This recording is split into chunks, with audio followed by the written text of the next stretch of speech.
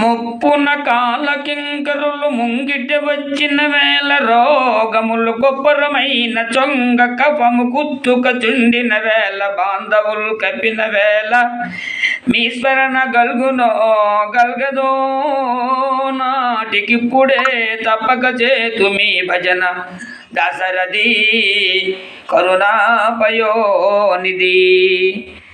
దయా సముద్రపు భద్రాచల రామ, ముసలితనమునందు నియమాలలో నేను చెయ్యలేక పోదునేమో.